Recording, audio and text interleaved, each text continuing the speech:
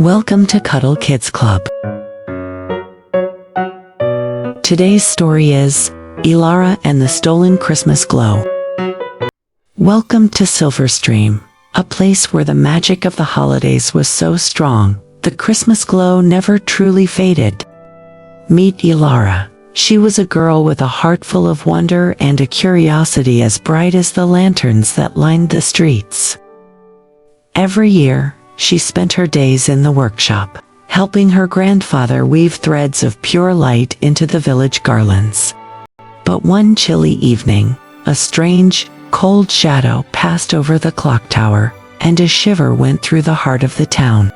By the next morning, the magic had changed. The glow was subtly weaker, the air a little heavier, and the warmth felt thinner. Whispers filled the marketplace. The villagers felt the sudden chill, and for the first time in memory, they were afraid. Worried, Elara hurried to the hidden grotto beneath the clock tower to check the great crystal, the source of all their magic. Her heart sank. There, at the very top of the crystal, a tiny jagged shard had been stolen away. Someone has taken a piece of the glow, she told her grandfather. Without it, the village would eventually fall into a permanent winter. Her grandfather didn't scold her for her curiosity. Instead, he reached into a cedar chest and pulled out a dusty, ancient map. The map revealed a hidden, dangerous path leading straight to the jagged peak of the Whispering Mountain. "Be careful, Elara," he warned softly. "Only the loneliest, most misunderstood creatures live in the shadows of those heights." Elara didn't hesitate. She packed her bag with a warm shawl, a sturdy rope, and her favorite gingerbread cookie for luck. She kissed her grandfather goodbye at the gate, promising to bring the light home before the village went dark. Under the gaze of a fading moon, Elara left the safety of Silverstream and began her long climb into the unknown. The forest was silent and vast, the ancient pines groaning under the weight of a snow that felt heavier than usual. But Elara had a lead. On the ground, she found a faint, shimmering trail of metallic dust, a residue of the stolen magic. As she climbed higher, the wind turned violent, whipping frozen snow against her face like tiny needles. She huddled behind a giant boulder, shivering but refusing to turn back. She knew the village was counting on her. At dawn, the clouds parted. There it was, the Whispering Mountain, looking like a jagged tooth of ice against the sky. The shimmering trail led her to a narrow cave entrance, nearly sealed shut by massive, frozen icicles.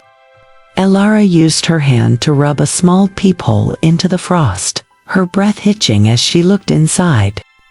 The cavern didn't look like a thief's den. It glowed with a chaotic, flickering light that seemed to be crying out in pain. And there, hunched over the stolen shard, was a small, dark figure. It wasn't a monster. It was a tiny, winged sprite. Elara slipped inside, hiding behind a spire of ice. Her fear began to melt away, replaced by a deep sense of pity. She realized the sprite hadn't taken the glow to be cruel. He had taken it because he was profoundly, heartbreakingly alone. The sprite reached out a trembling hand to touch the light. But the magic was too powerful and chaotic for one heart to hold. Elara stepped into the light, her voice a soft anchor in the cavern. "Why did you take it?" The sprite jumped in terror, knocking over his small basket as he scrambled away into the shadows. He pointed a shaking finger at the crystal, his large eyes filled with tears and a desperate need to be understood. He showed Elara his only friends, a collection of broken, cold toys he had found in the snow over many years. He had hoped the glow would fix them, that it would finally bring a little bit of joy to his lonely mountain home.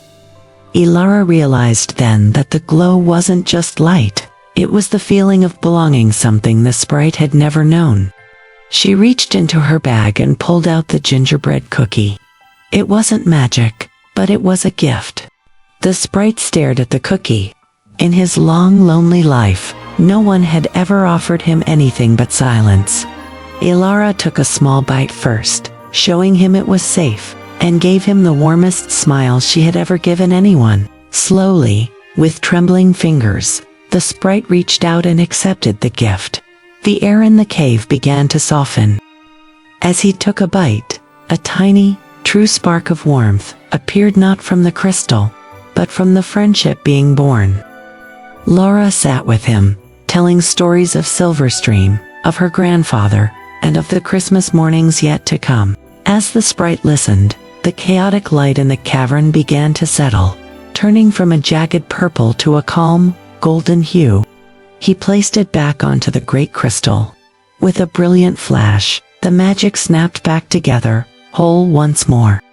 For the first time, the sprite smiled.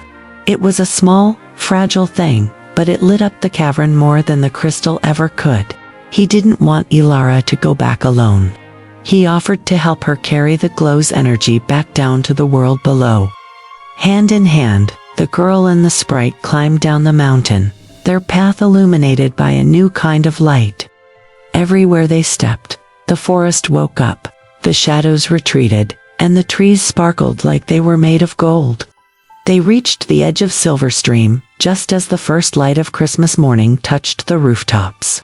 12 o'clock. Elara held her lantern high and released the concentrated energy she had carried from the mountain peak.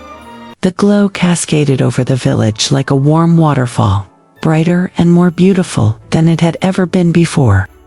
Elara brought the sprite home to her grandfather, and they learned that the greatest Christmas glow is the one we find, the one we share, and the one we return to those who need it most.